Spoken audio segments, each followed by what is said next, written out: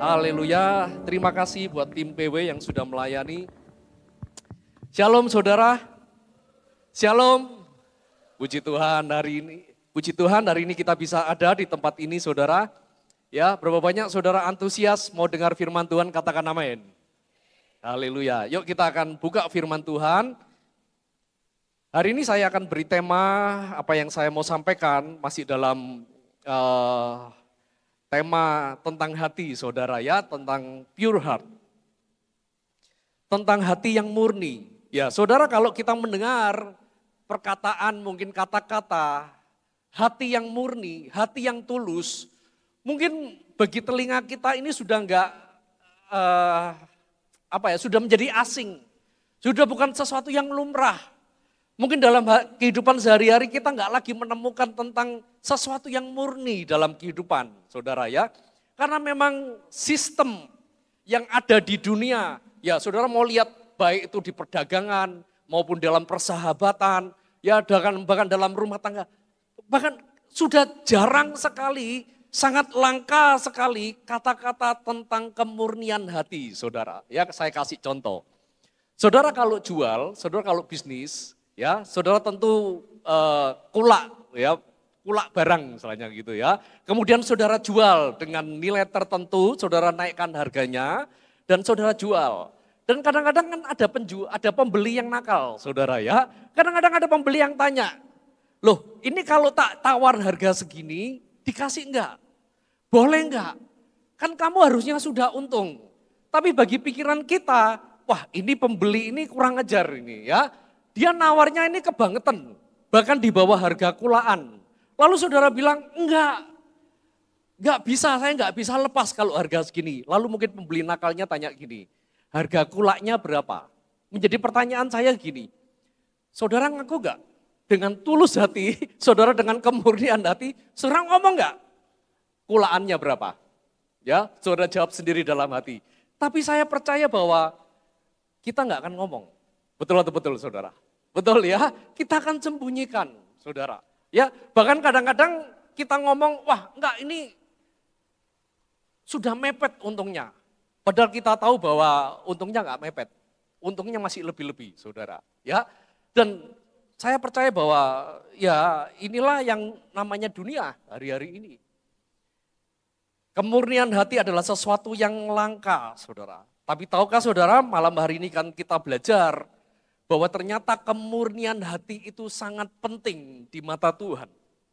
Bahwa hari-hari ini Tuhan akan percayakan berkat-Nya, Tuhan akan percayakan kuasa-Nya kepada siapa? Firman Tuhan bilang kepada orang yang murni hatinya.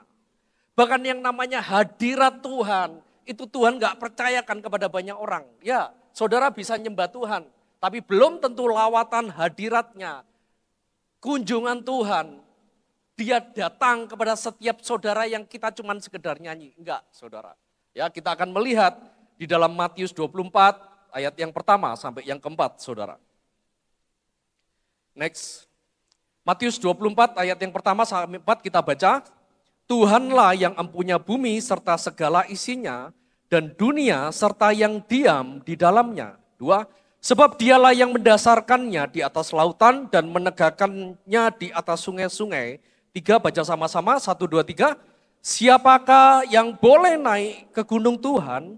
Siapakah yang boleh berdiri di tempatnya yang kudus? 4, orang yang bersih tangannya dan apa saudara?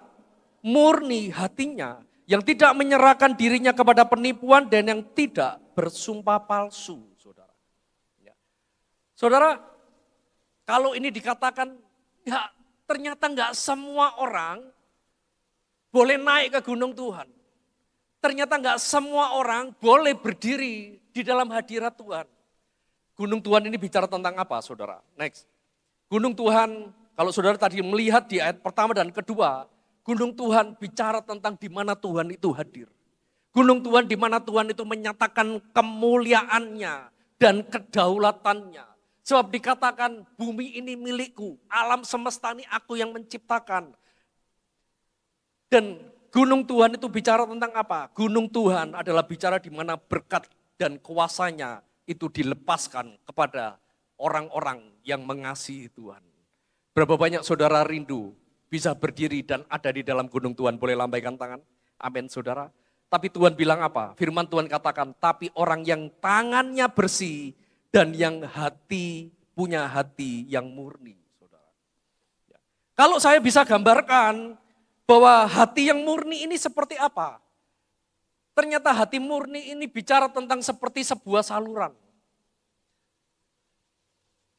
Seperti sebuah wadah. Yang artinya begini, bukan Tuhan itu nggak bisa memberkati setiap saudara dan saya. Bukan Tuhan tidak mau menyerahkan kemuliaannya, memberikan kemuliaannya. Bukan, enggak. Kalau saudara baca firman Tuhan, dari sepanjang zaman, dari generasi ke generasi, bahkan di akhir zaman ini, banyak sekali kok orang-orang itu yang Tuhan percayakan kemuliaannya. Tuhan percayakan kuasanya itu mengalir. Bahkan Tuhan percayakan berkat-berkatnya, saudara. Tapi enggak kepada sembarang orang. Tapi kepada orang-orang yang dikatakan orang yang hatinya murni. Saya mau katakan hati murni ini seperti sebuah saluran atau seperti sebuah wadah, saudara. Tentu kalau saudara sebagai orang tua, ya saudara tentu pernah pulang bawa makanan yang enak buat anak-anak saudara. Dan waktu saudara bawa makanan yang enak, yang mahal, yang bagi saudara ini berharga banget. Ya, kemudian saudara kumpulkan, ayo nak kumpul semua di meja makan. Siapkan yuk piringmu semua, mangkoknya semua siapkan. Ini mama bawa makanan yang paling enak. Ya. Kemudian saudara melihat ada salah satu dari anak saudara, kira-kira piringnya kotor. Jadi pertanyaan saya begini, saudara tuang enggak makanan itu saudara? Saudara kasih enggak makanan itu? Jawabannya pasti enggak. Betul ya? Bukan karena kita enggak mengasihi anak kita, betul ya? Tapi karena memang ini enggak pantas piring kotor ini menerima makanan yang kita beli. Dan kita berharap, dan kita akan ngomong kepada anak kita, nak, stop, ganti dulu piringmu. Bersihin dulu piringmu nak. Nanti kalau piringmu bersih, ini loh tak kasih makanan yang enak. Atau ibarat, hati ini seperti sebuah saluran. Tuhan sudah menyiapkan segala berkat-berkatnya buat hidup saudara, buat keluarga saudara. Tapi kadang-kadang Tuhan tunggu hati kepada kita. Apakah hati kita ini punya hati yang murni, yang bersih, yang siap. Beberapa waktu yang lalu saya membangun gedung yang baru saudara ya. Jadi di tempat kami, hotel kami ini punya 2 genset. Karena dulu gedungnya 2 jadi gensetnya 2. Ini genset kuno sekali saudara ya. Dan beberapa kali rusak. Nah, waktu kami membangun gedung, dalam hati saya bilang, saya berpikir gini, udah nanti beli gensetnya nanti aja ya. Karena masih eman uangnya, karena harganya mahal saudara ya. Tapi sebenarnya enggak cukup. Entah bagaimana tiba-tiba itu rusak saudara. Salah satu genset kami rusak. Dan mau tidak mau saya bilang sama anak saya, ayo cepat cari genset. Ini bahaya, rusak ini ya. Satu rusak. Kalau cuman satu dipakai untuk 2 gedung pasti enggak kuat. Kemudian datanglah genset yang kami beli dan itu kapasitasnya 10 kali lipat dari apa yang kami miliki saudara. Dan begitu tuh genset itu datang saudara. Pas kok ya gensetnya datang, pas ya kok lampu mati, PLN-nya mati saudara. Lalu saya bilang sama karyawan saya siang-siang itu, ayo cepet pasang itu kabelnya, segera nyalain ya. Kemudian tiba-tiba untungnya salah satu teknisi listrik itu ada di tempat saya, pas datang dia bilang gini, Pak nggak bisa. Ini kabelnya nggak kuat. Mungkin gensetnya Bapak ini baru bagus, oke nggak apa-apa. Tapi kabelnya ini Pak, ini kalau tetap dipaksa akan terbakar. Dan kalaupun nggak terbakar, maka semua kelistrikan yang ada ini akan terganggu dan akan rusak. Karena wattnya terlalu over. Lalu saya bilang, lalu bagaimana? Nggak bisa. Ini kabel mau nggak mau harus diganti yang kapasitasnya lebih besar, lebih gede, dan lebih bagus. Selama ini nggak pernah diganti, percayalah, tunggu waktu. maka kabel ini akan terbakar habis. Bahkan mungkin semua peralatan listrik yang ada di gedung ini akan jadi rusak. Dan itulah hidup kita Bapak Ibu Saudara. Makanya visi dari gembala memberikan kepada setiap kita 2 bulan ini bicara tentang hati. Kenapa hati itu penting? Karena memang di tempat hatilah Tuhan itu percayakan yang namanya kekekalan dalam setiap kehidupan kita. Tuhan akan percayakan banyak hal yang ilahi. Tuhan akan percayakan hal yang supranatural dalam setiap kehidupan kita. Dan nanti kita akan melihat bagaimana kalau hati itu enggak siap. Ya, yuk kita buka dalam Markus 7 ayat yang ke-21 Bapak Ibu Saudara. Ini kondisi hati setiap kita. Manusia, kondisi hati kita ini seperti ini. Ya, manusia dosa. Markus 7 ayat 21 dikatakan demikian. Ya. Sebab, baca sama-sama, 1, 2, 3. Sebab dari mana? Hati orang timbul segala pikiran jahat, percabulan, apalagi saudara? Pencurian, pembunuhan, perzinahan, keserakahan, kejahatan, kelicikan, hawa nafsu, iri hati, hujat, kesombongan, kebebalan. 2, 3, semua hal-hal jahat ini timbul dari dalam dan menajiskan orang. Ini sebenarnya kondisi hati kita. Saudara mau menyangkal, saudara mau nggak percaya, kalau saudara mau sedikit jujur malam hari ini, ya saya tidak akan bertanya, saudara harus angkat tangan, ya, saudara angkat tangan dalam hati. Berapa banyak ada bagian-bagian yang sebenarnya pernah ada dalam hidup kita. Betul atau betul? Betul ya saudara ya. Mungkin nggak semua, ya karena mungkin kita ini sudah proses ada di dalam Tuhan. Tapi kalau kita ini nggak jaga hidup kita, hati kita, ini semua benih ini ada loh dalam hidup kita sebenarnya. Karena memang Karena kita jatuh, kita lahir di dalam dosa. Kita menghidupi daging dosa kita. Dan dikatakan tadi ayat 23 begini, semua hal-hal jahat ini timbul dari dalam hati kita. Asalnya dari hati kita. Ya. Kalau dalam bahasa Inggrisnya lebih bagus, saudara ya, The Message ini katakan, tadi siang istri saya bilang gini, kamu buka kitab The Message. Ya, dan bagus, dikatakan ini, itu seperti muntahan yang keluarnya dari dalam hati. Saya percaya di setiap kita nggak pernah suka yang namanya muntah, saudara ya. Muntah orang lain, muntah kita aja kita udah enak ya saudara ya, kalau bisa jangan muntah. Tapi ini muntahan yang keluar dari dalam hati. Sesuatu yang maaf kata menjijikkan, busuk. Saudara. Dan itu keluar dari dalam hati. Dan The Message katakan, dan semua problem yang kita hadapi, umat manusia hadapi, sebenarnya asalnya dari mana? Dari hati kita. Saudara. Makanya saya mau katakan demikian. Problem yang saudara hadapi, problem yang Anda dan saya hadapi, itu bukan karena pasangan kita tidak mau mengerti kita. Problem yang kita hadapi, saya mau katakan, itu bukan karena orang lain tidak mau perhatian sama kita, bukan. Bukan pada waktu pelanggan tokomu pindah dan engkau menjadi marah, oh ini gara-gara pelangganku, bukan, itu dari dalam hati. Bukan pada waktu mungkin Tuhan, kadang-kadang kita mengalami hal yang buruk dan kita merasa, oh Tuhan gak menyertai aku Pak. Aku kecewa, aku marah, aku mundur nih. Dan kita pikir semua berasal dari luar, bukan. Sebab jelas firman Tuhan katakan, semua datangnya dari mana saudara? Dari dalam hati.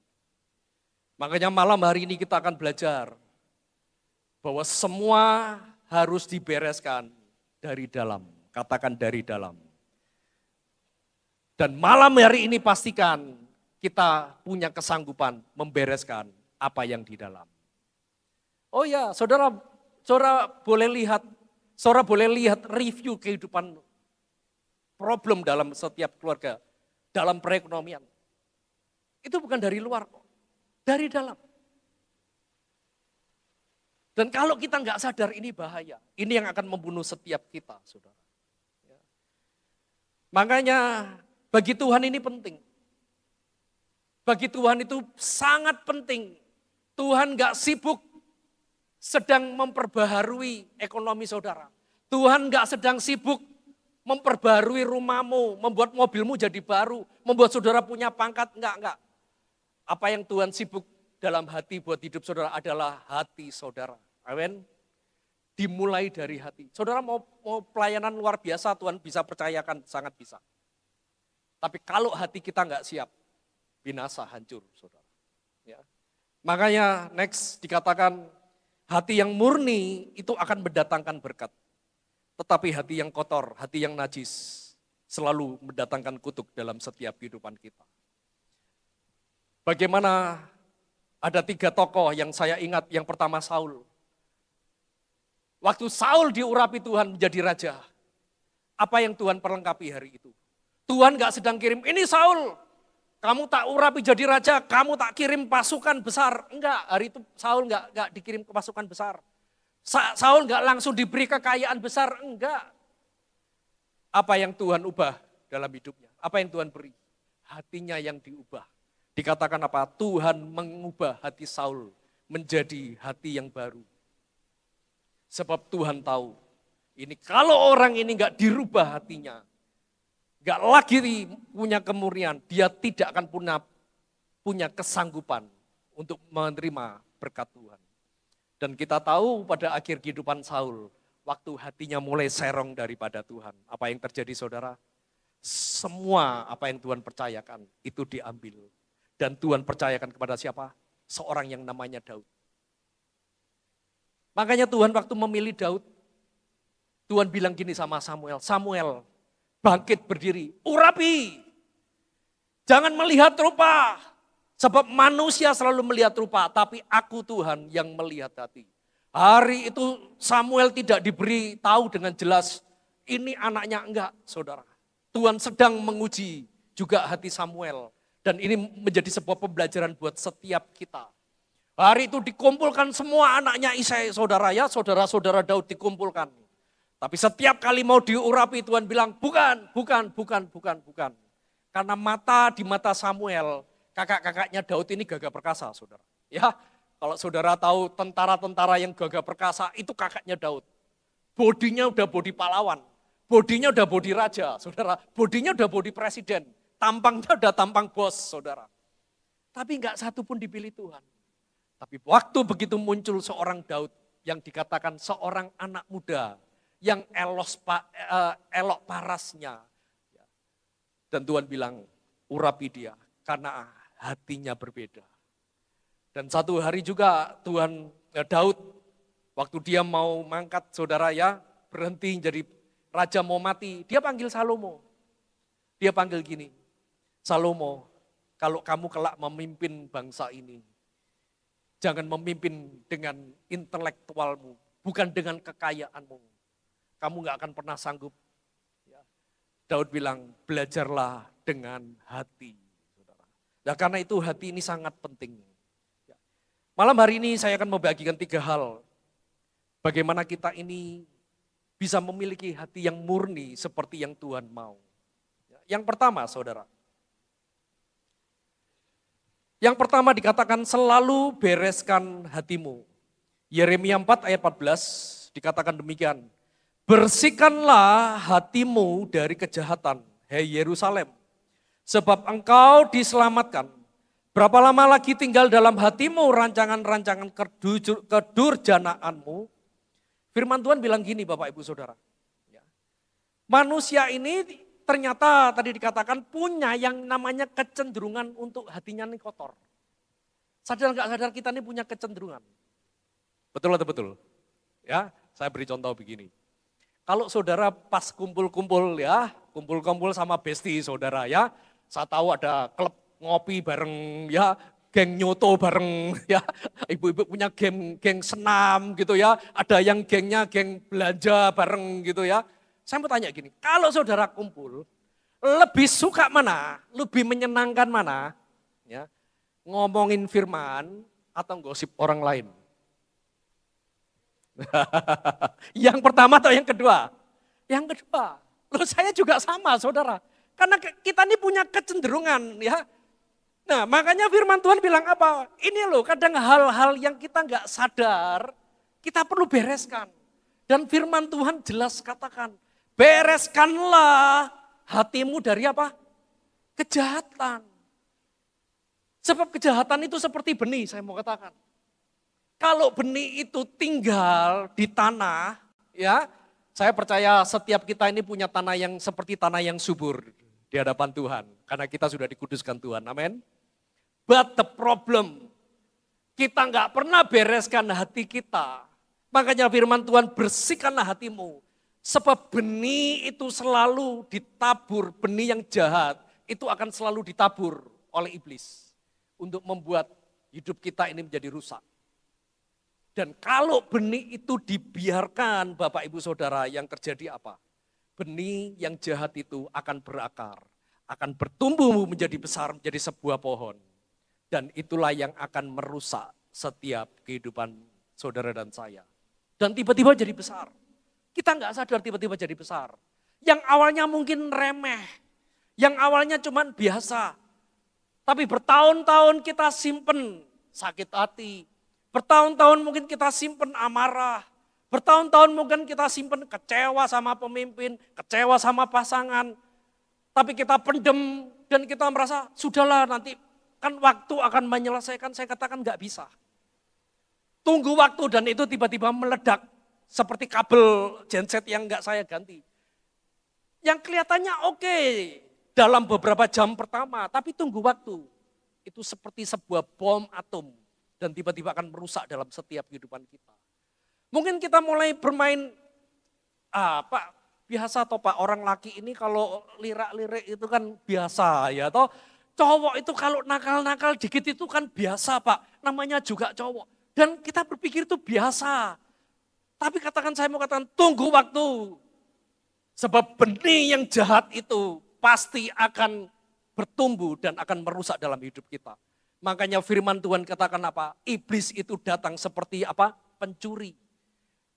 Dia mencuri, membunuh, membinasakan. Saya selalu ngomong, mencuri, membunuh, membinasakan itu adalah sebuah step iblis. Dia mungkin pertama cuma curi dikit, curi perhatian, ya, curi sedikit, gak berasa. Tapi begitu kita biarkan, dikatakan apa? Dia akan membunuh. Tapi kalau kita biarkan, dikatakan apa? Gak cuma sekedar mencuri, membunuh. Tiba-tiba kita sudah binasa. Saya di rumah saya ini ada 2 pintu saudara ya, jadi pintu depan sama pintu belakang. Dulu saya ini gak pernah lewat pintu belakang. Ya, karena bagi saya dulu kan kebiasaan tinggalnya di rumah kecil saudara ya. Rumah saya dulu sebelum kurma itu dibongkar, itu rumah saya cuman kecil saudara ya. Jadi kemana-mana dekat. Tiba-tiba waktu saya pindah ke rumah yang lebih besar, saya itu bingung, males jalan. Ya. Jadi saya mau taruh mobil saya mau keluar masuk, lihat pintu depan. Karena pintu belakang itu selain agak jauh dan juga gelap. Dan saya kira-kira kalau ke belakang itu paling cuman sebulan atau 2 bulan sekali lewat pintu itu. Karena nggak pernah saya pakai. Dan satu hari saya lewat pintu belakang, karena saya nggak pernah lewat. Yang terjadi apa? Rumah di belakang saya itu, waduh, tumbuhan liar itu luar biasa saudara ya. Itu tumbuhan rambat, rumput liar. Yang ada namanya pohon pisang saudara ya. Saya datang itu sudah ada pohon pisang. Nggak karu-karuan saudara. Rusak semua itu, tanah semua, ada paving-paving itu jebol semua. Karena akarnya saudara. Mau nggak mau, saya harus cabut. Dan saya tahu, saya tidak akan pernah bisa cabut itu pohon sendirian. Karena baik itu pohon dan itu tanaman-tanaman liar yang tadinya cuman kecil, tiba-tiba sudah jadi oyotnya udah dalam dan luar biasa saudara. Makanya saya panggil tukang, tolong bersihkan semua, bersihkan semua. Makanya gini, dalam kehidupan kita, jangan tunggu yang namanya dosa itu sampai berakar dan menjadi pohon yang sangat besar dalam kehidupan kita. Sebab kalau enggak, saya mau katakan, akan sulit saudara mencabutnya. Lebih mudah mana? Mencabut pada waktu masih menjadi tukulan atau menjadi sebuah pohon yang besar. Masih muda yang kecil. Betul saudara ya? Makanya dikatakan apa? Bersihkan hatimu, kata Tuhan, perintah Tuhan. Jangan biarkan kadang-kadang kepahitan-kepahitan kecil itu ada dalam rumah tangga kita. Segera selesaikan. Saya ini selalu belajar, saya katakan belajar ya. Kalau saya punya problem sama istri, saya ini selalu berusaha belajar untuk menyelesaikan langsung. Kadang-kadang paginya udah kami ini gegeran, saudara ya, untuk ngotot-ngototan gitu sampai siang. Ya, siang kan nggak ketemu. Setelah itu ya kami sibuk masing-masing. Ya diem-dieman, saudara ya. Tapi mau nggak mau malam ketemu kan, saudara ya. Jadi kami ini sepakat, yuk kita selesaikan. Karena firman Tuhan bilang apa? Selesaikan amarahmu sebelum apa, saudara? Matahari terbenam. Padahal itu kadang-kadang sudah lewat terbenam, saudara ya, mau tidur, saudara ya, masih lewat dikit, saudara ya. Ya, saya ini tipe orang yang malas menyelesaikan masalah. Saya ini tak pikir, ya sudahlah, selesai masalah saya. Ya, sudahlah, nanti kan lupa sendiri. Ternyata nggak bisa. Sementara istri saya ini bukan tipe seperti itu, saudara. Istri saya ini tipenya gini, kalau begitu nggak enakan, dia terus terang tanya saya. Kamu lagi nggak enakan ya sama aku ya? Loh, itu pertanyaan kan nggak enak buat saya, saudara. Jujur nggak enak. Buat pria tuh nggak enak loh, saudara ya. Ditembak seperti itu nggak enak. Tapi ya sudah, mau nggak mau, saya harus menyelesaikan. Sebab kalau nggak ini bahaya, saudara. Ya kadang-kadang problem kecil, nggak enak. Kadang-kadang saya itu sama apa yang dia perbuat, perkataannya. Kalau itu disimpan, lama-lama itu yang disebut dengan namanya tawar hati. Kadang-kadang dia juga tersinggung dengan perkataan saya. Kadang-kadang kalau kita ini malas dan itu menjadi berbahaya dalam hidup kita. Makanya ayo segera selesaikan. Kalau hari ini mungkin ada kepahitan, segera cabut. Amin. Dan firman Tuhan katakan bersihkan hatimu. Kata bersihkan hatimu adalah tugas tanggung jawab setiap kita masing-masing. Kita yang punya hati. Kita yang masih rindu yang namanya berkat itu bisa turun. Ayo, gak ada cara lain, bersihkan hati kita. Amin, saudara. Sebab kalau enggak, ini bahaya. Berapa waktu yang lalu saya mendengar ya, ada seseorang ini datang, konseling kepada hamba Tuhan. Sepasang suami istri, saudara. Tahukah saudara, suami istri ini datang dalam keadaan gegeran marah. Dan istrinya ini sambil konseling, dia bilang gini, ini marah di depan hamba Tuhan, ini dia ngomong sama suaminya. Ini gara-gara kamu, gara-gara aku nikah sama kamu. Lihat, kita sampai sekarang gak punya apa-apa. Ya, jadi problem masalah keuangan, saudara. Ini gara-gara aku mau nikah, nikahin sama kamu. Kita sekarang hidupnya susah. Kamu tahu gak? Ini ngomong sama prianya ini, saudara ya, bapaknya ini. Sama suaminya. Dulu yang suka sama aku, itu pria-pria kaya semua, kaya raya semua, ganteng-ganteng semua gitu ya. Tapi aku menolak mereka semua hanya gara-gara aku tertipu sama rayuanmu. Tahukah saudara, mereka berdua sudah berumur hampir 80 tahun, saudara. Ya. Ini mereka bukan yang baru menikah kemarin. Mereka bukan menikah di umur 30-40, no. Sudah tua renta, saudara ya. Sambil maknya nih marah sambil megangi giginya supaya nggak lepas giginya, saudara. Ya. Sementara engkongnya nih antara dengar nggak dengar ya. 80 tahun kan ininya udah nggak peka, saudara ya. 80 tahun masih ungkit-ungkit masa pacaran, saudara. Waktu itu diceritakan, jujur saya ketawa.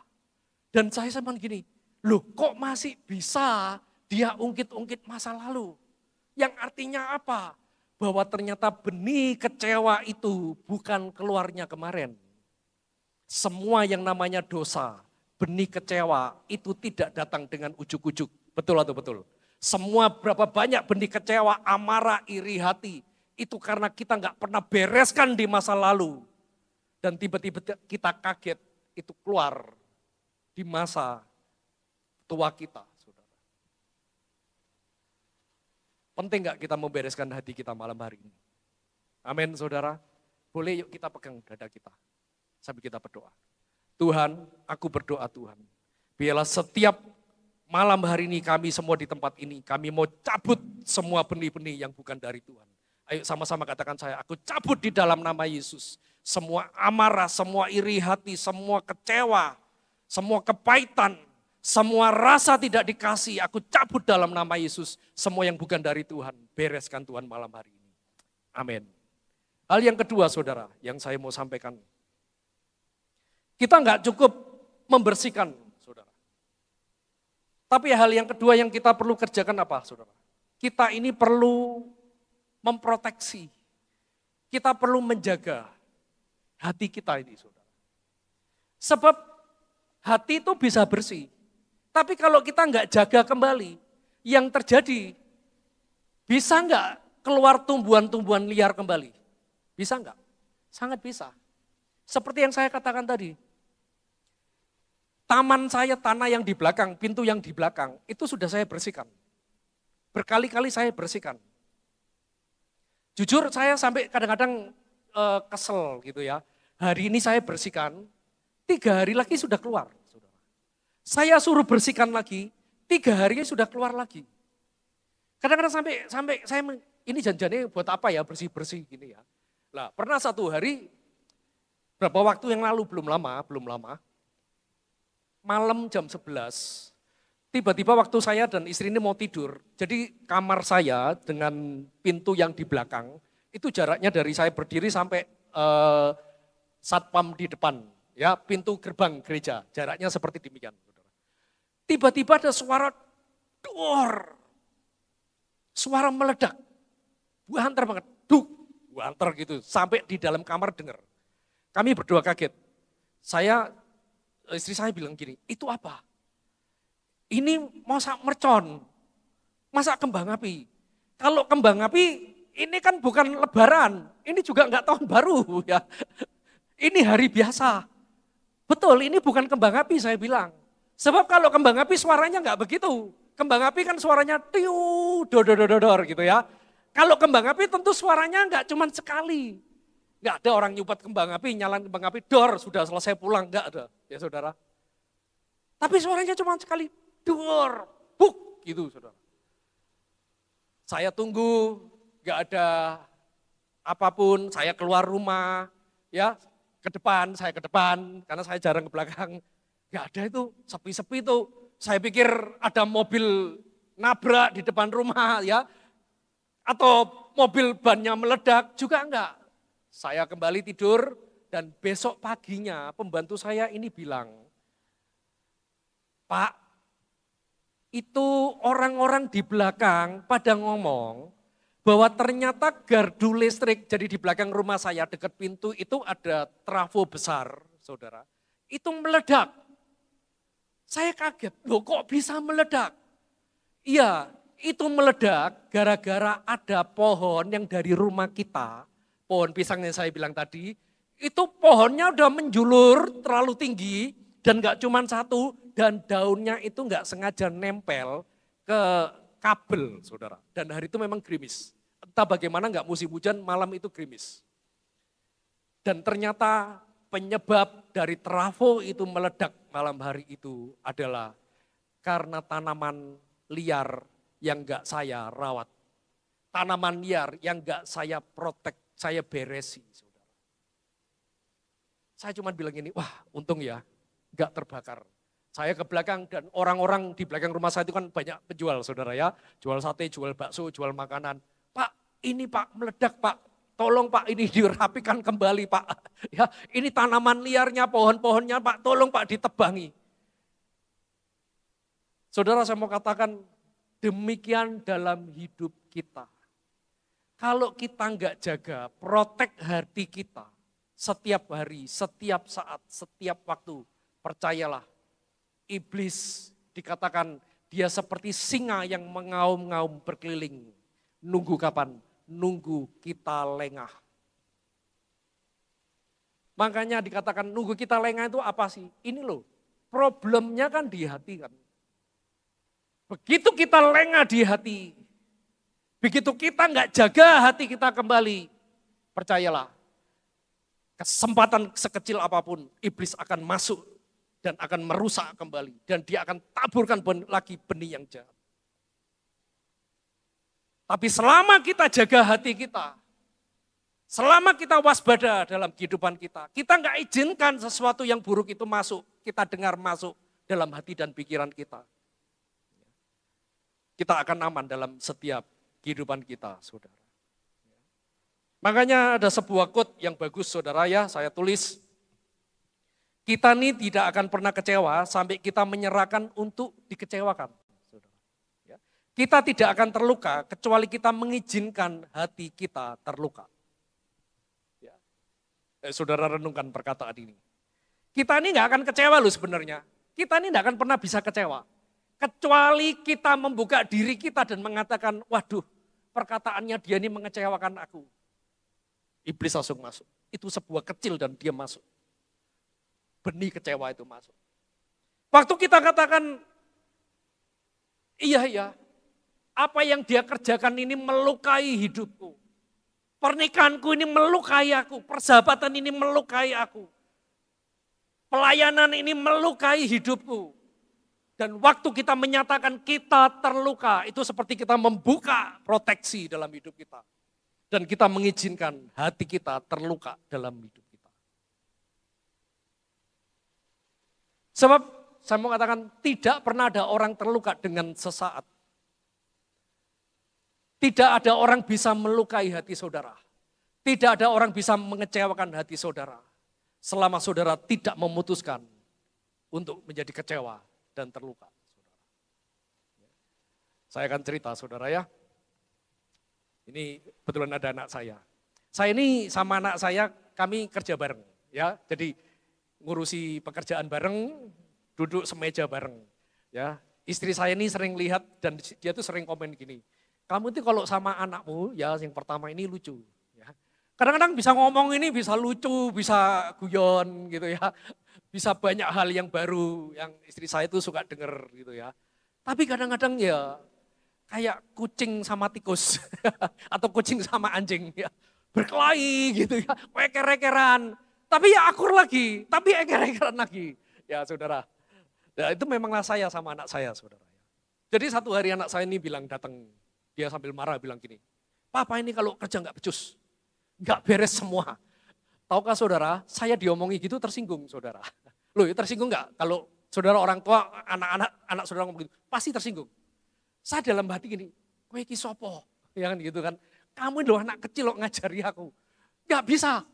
Papa yang paling benar, ini yang paling benar. Anak saya ngotot dan dia bilang, enggak apa, itu salah. Dan itu lihat hasil kerjaanmu, hasil dari keputusanmu, gak beres semua. Ya, gak ada jalan keluar, kami gegeran saudara. Dan biasanya anak saya keluar, dia keluar ngopi saudara ya sama temennya.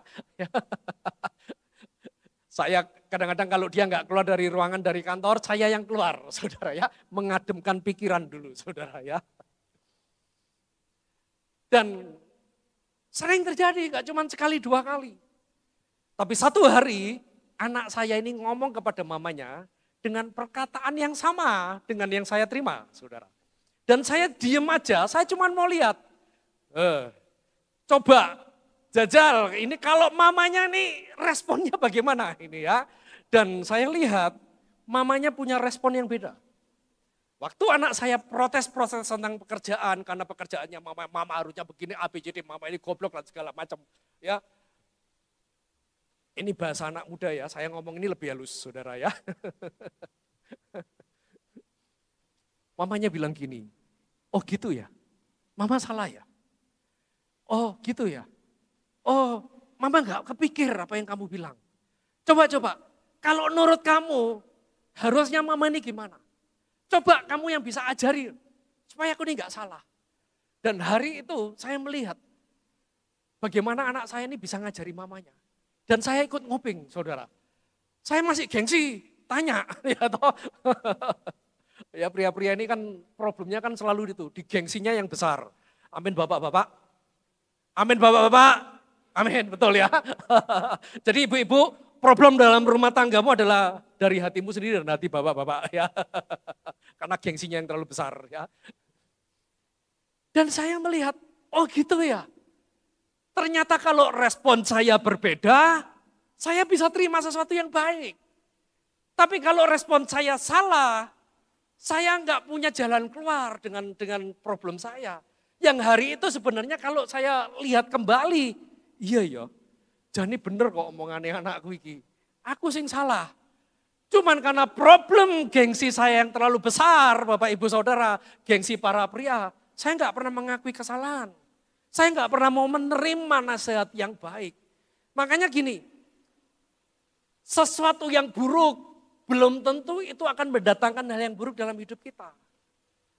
Kadang-kadang Tuhan izinkan sesuatu yang buruk itu terjadi. Sebab kalau kita punya respon yang benar, maka hasilnya akan baik. Saya ulang sekali lagi. Semua hal yang buruk yang Tuhan izinkan, belum tentu ujungnya buruk.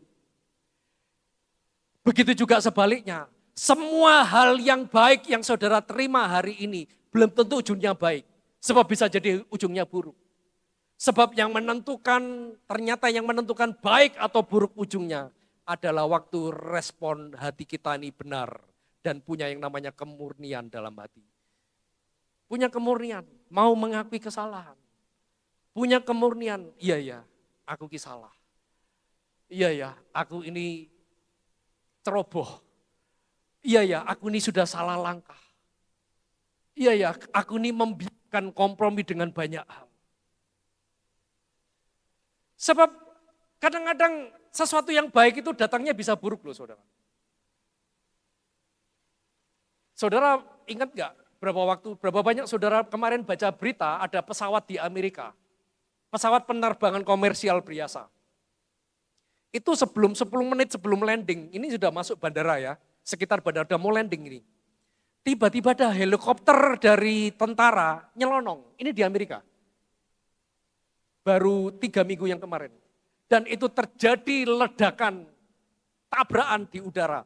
Ya pesawat itu enggak seperti mobil saudara ya, yang bisa ngerem, bisa berhenti sejenak. Ya udah kamu lewat dulu ya, saling memberi jalan enggak bisa ya. Begitu tuh udah kelihatan di depan, udah selesai saudara. Dar mati dan itu jatuh di atas sungai. Meledak di udara dan jatuh di atas sungai saudara. Mati semua. Berita mengatakan yang meninggal 63 orang, kalau nggak salah ya, kemungkinan ya, saudara bisa koreksi nanti. 63 orang mati, tapi sebenarnya di balik kisah itu, harusnya di pesawat itu ada 64 orang yang harusnya mati. Yang satu di mana? Yang satu ternyata ceritanya begini, ada 2 orang atlet yang hari itu mereka berteman. Yang satu sudah nyampe bandara, yang satu kena macet saudara. Yang satu kena macet, yang terjadi adalah terlambat dan ketinggalan pesawat itu saudara. Saudara bisa bayangkan, kalau hari itu dia marah, dia jengkel, karena dia kehilangan pesawat, dia kehilangan tiketnya. Karena itu harusnya dia ada janjian dan dia cancel itu semua agendanya dia. Dan dia marah dan dia ngotot, Tuhan yang penting aku tetap harus bisa masuk naik pesawat. Yang terjadi dia bisa selamat enggak saudara? Dia pasti enggak selamat. Berapa banyak dalam hidup kita juga sama. Kita cuma mau ngotot minta hal yang baik sama Tuhan. Kita enggak mau hal yang buruk terjadi. Dan percayalah, semua baik atau buruk yang terjadi dalam hidup kita itu ditentukan dari hati kita saudara. Bagaimana respon kita? Kita ini bisa kecewa kalau kita izinkan kecewa. Kita bisa marah kalau kita izinkan marah. Kita bisa pahit kalau kita izinkan itu pahit. Saya kasih contoh lagi dan saya masuk ketiga. Ya. Satu hari istri saya ini dipuji orang gitu ya. Kan biasa ibu-ibu ketemu temennya gitu. Wah Bu Tanti sekarang kurusan ya.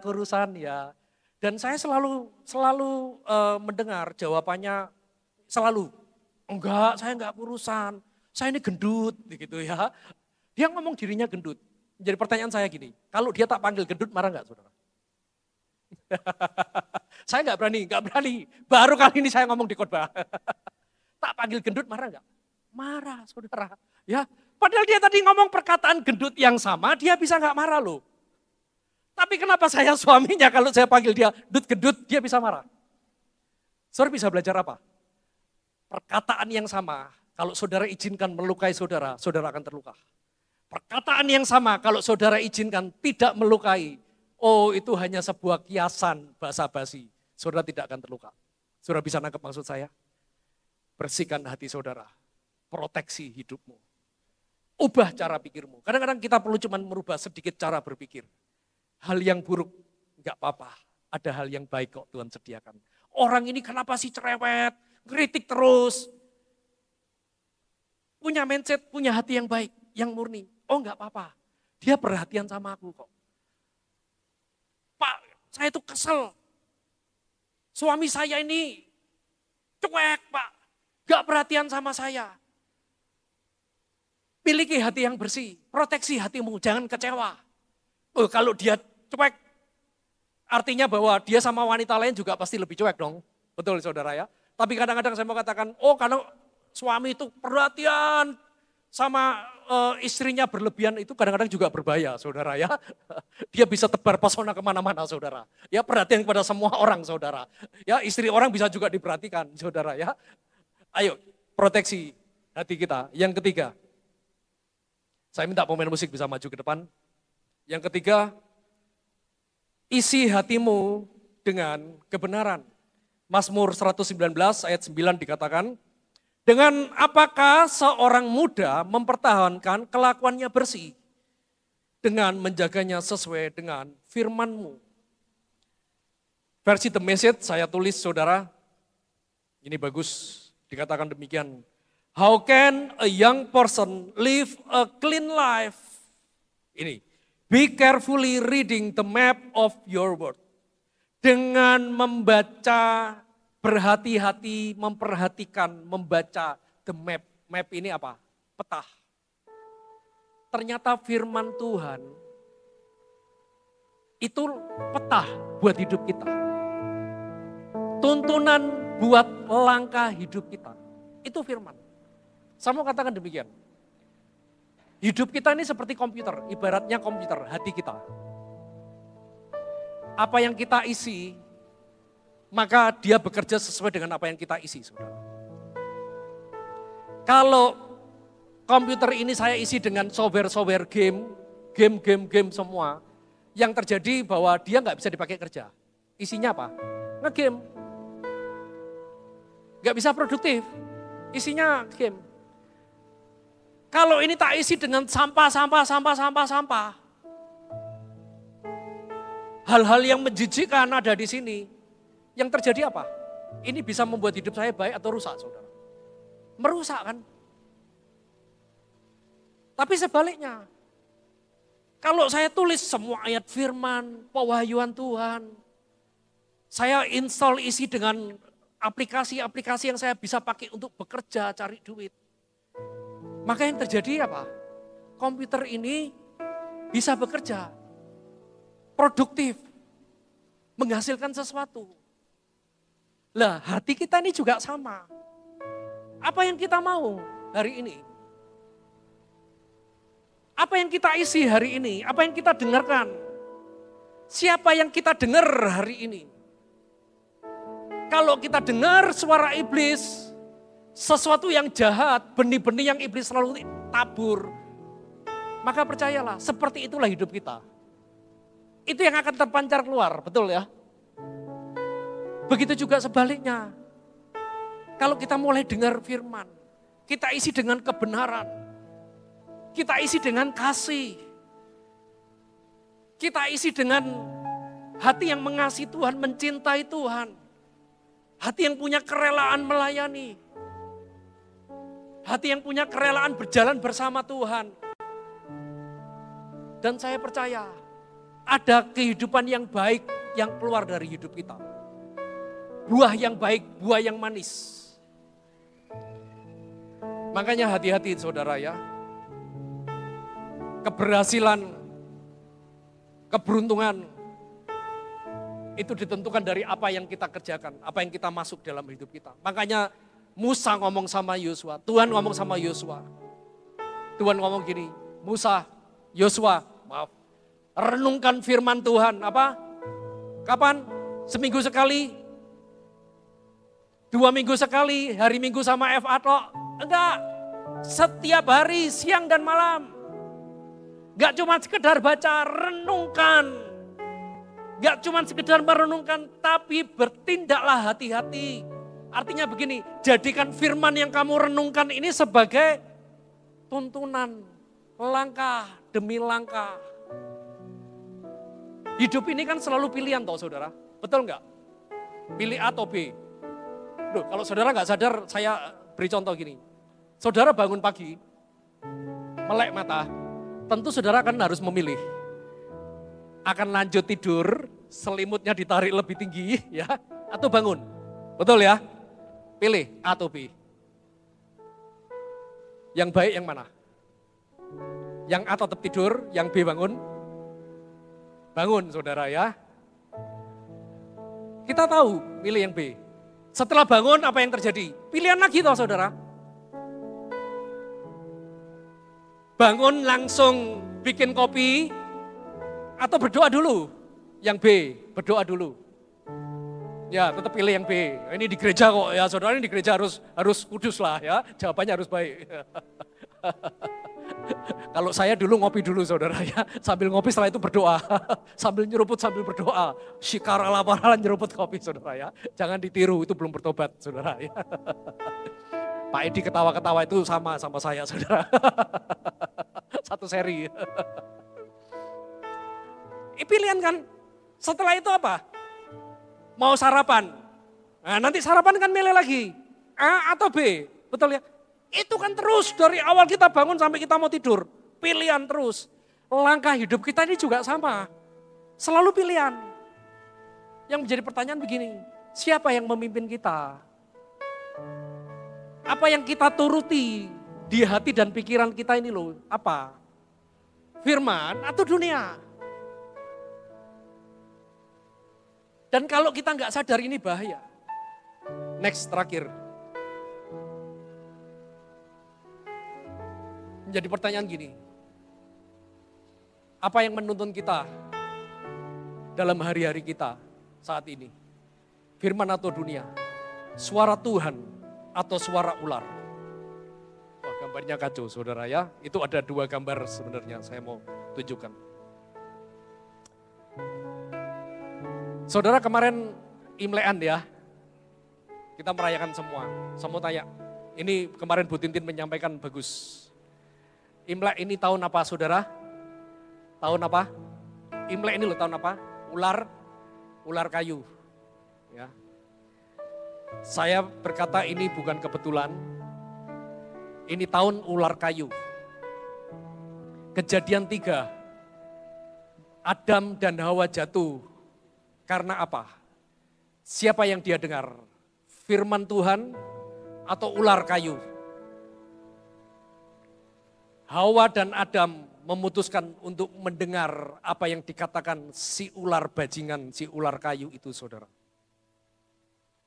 Dan hari itu membuat hidupnya, hatinya berubah, setia. Dia berubah hatinya, dia enggak lagi merasa dicintai Tuhan. Dia enggak merasa dia butuh Tuhan, karena dia ingin jadi Tuhan. Kenapa? Karena sebuah bisikan, desisan ular yang hari itu dia dengar. Dan hari itu dia harus keluar dari Taman Eden. Sesuatu yang Tuhan sediakan, gunung Tuhan. Tahun ini juga kalau saudara mengikuti penanggalan Yahudi, hari raya mereka merayakan tahun 5785. Saudara masih lihat ya?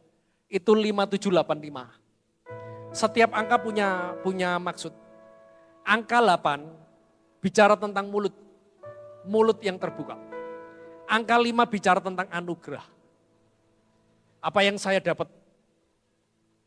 di akhir zaman ini, di tahun ini, kita sedang dihadapkan pada sebuah pilihan. Kita mau dengar suara bisikan iblis, bisikan ular yang selalu mendesis, pelan, mungkin enak kelihatannya, lembut, tapi itu ujungnya binasa. Atau kita mau dengar suara Tuhan, kelihatannya keras, menegur kita, nggak enak buat daging kita yang kita dengar.